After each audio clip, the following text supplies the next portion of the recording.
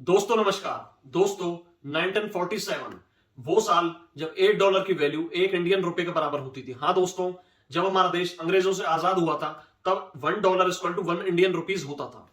लेकिन दोस्तों 2022 में आज जहां इंडियन इकोनॉमी वर्ल्ड की 5th लार्जेस्ट इकोनॉमी है 3.6 ट्रिलियन डॉलर्स की, लेकिन ऐसा क्या हो रहा है कि इंडियन इकोनॉमी तो इतनी तेजी से राइज करती चली गई और इंडियन करेंसी जिसकी वैल्यू इतनी ज्यादा गिर चुकी है आज की $1 इक्वल टू 80 रुपए हो चुका है। और हाँ दोस्तों, इस वीडियो को अपने दोस्तों के साथ जरूर शेयर कीजिएगा ताकि वो भी ये जान सके कि $1 की वैल्यू डॉलर के मुकाबले अगर बढ़ती या घटती है तो उसका कितना ज्यादा मेजर इंपैक्ट हमारी डेली लाइफ पे पड़ता है। आप अंदाजा भी नहीं लगा सकते दोस्तों कि इंपोर्ट एक्सपोर्ट पर अगर $1 की वैल्यू बढ़ती या घटती है तो कितना ज्यादा असर हमारी लाइफ और हमारी इकोनॉमी पर पड़ता है। तो दोस्तों आप इस वीडियो को बिल्कुल भी बिना स्किप करे नहीं देखिएगा और मेरी आपसे रिक्वेस्ट है कि इस चैनल को लाइक, सब्सक्राइब और शेयर करें। कमेंट में बताएं कि इंडियन करेंसी की वैल्यू डॉलर के बराबर होनी चाहिए या उससे ज्यादा या कम होनी चाहिए। और हाँ दोस्तों, आज हम इस वीडियो में आपको यह भी बताएंगे कि क्या फायदे या नुकसान होंगे अगर $1 के बराबर होता है और उसके भी क्या फायदे नुकसान होंगे कि $1 $80 के बराबर है। तो दोस्तों करते हैं इस वीडियो को स्टार्ट। मेरा नाम है धीरज और आप देख रहे हैं द लॉयर शो।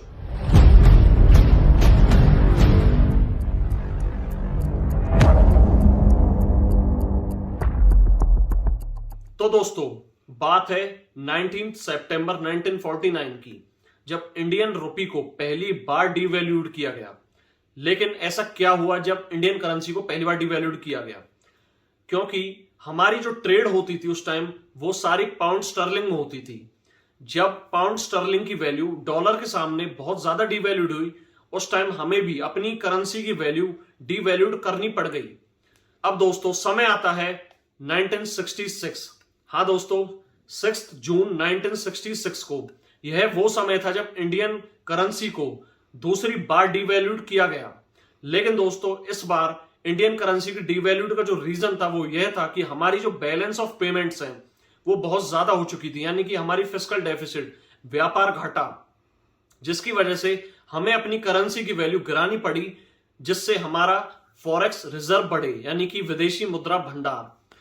अब बात आती है दोस्तों 1991 की, जब इंडिया ने बहुत बड़ा इकोनॉमिक क्राइसिस फेस किया, जिसमें हमारा विदेशी मुद्रा भंडार ऑलमोस्ट खत्म हो चुका था और हमें अपना गोल्ड ब्रिटेन को गिरवी रखना पड़ गया था। तब हमारी भारतीय सरकार ने इंडियन रुपीस को काफी ज्यादा डिवैल्यूड किया था।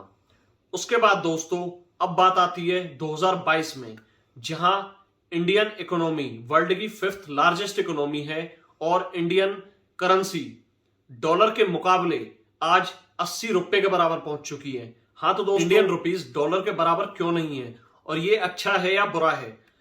हाँ तो बात करेंगे कि इंडियन रुपीस डॉलर के मुकाबले जहां $80 पहुंच चुका है, ये इंडियन इकोनॉमी के लिए कितना ज्यादा अच्छा है या फिर बुरा है। हाँ तो अब हम जानते हैं इंडियन इकोनॉमी जो कि एक मेजर इंपोर्ट इकोनॉमी है और हमारा मेजर इंपोर्ट होता है क्रूड ऑयल का, उसकी पेमेंट हम करते हैं डॉलर्स में। तो दोस्तों डॉलर्स हमारे देश से ज्यादा जाते हैं, जिसकी वजह से हमारी इंडियन रुपीस की वैल्यू ऑटोमेटिकली ज्यादा नीचे आती है। लेकिन ये तो एक साइड हुई, अब हम एक्सपोर्ट भी करने लगे हैं और नरेंद्र मोदी जी का एक अभियान था इंडिया, जिसने हमारे एक्सपोर्ट को बहुत ज्यादा बूस्टअप किया, जिसका फायदा यह हुआ कि हम बाहर के देशों से डॉलर अपने देश में लाने भी लगे हैं और इसका ये नतीजा हुआ कि हमारा जो फॉरेन एक्सचेंज रिजर्व है वो $642 बिलियन तक पहुंच गया था। हाँ दोस्तों, इतना ऑल टाइम हाई था वो हमारा फॉरेन एक्सचेंज रिजर्व।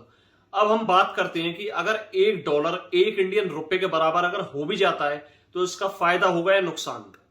तो आप इसको एक एग्जाम्पल से लेके चलो। मान लो हमारा कोई इंडियन सिटीजन अमेरिका में नौकरी करता है, उसकी वहां पे सैलरी है $1200, जो कि अगर इंडियन रुपीज में कन्वर्ट करेंगे तो ऑलमोस्ट 1 लाख रुपीज के आसपास बैठेगी। लेकिन अगर $1 एक इंडियन रुपीज के बराबर हो भी जाता है तो वो $1200 महीने कमाएगा। तो उससे बेटर तो वो यही है कि वहां लोकल सिटीजन से हायर कर लेगी वो एमएनसी कंपनी, और जो हमारे इंडियन सिटीजन बाहर जॉब करने के लिए जाते हैं अगर उन्हें तब अच्छी सैलरी मिलेगी नहीं, अगर मान लो $1 एक इंडियन रुपीज के बराबर हो भी जाता है तो वो 1200-1300 रुपए महीने कमाएंगे, जिसकी वजह से वो यहीं जॉब देखेंगे। अगर इंडिया में जॉब एप्लीकेशन ज्यादा होंगी और जॉब वैकेंसी कम होंगी तो यहाँ पे भी बहुत बड़ा जॉब क्राइसिस खड़ा हो जाएगा।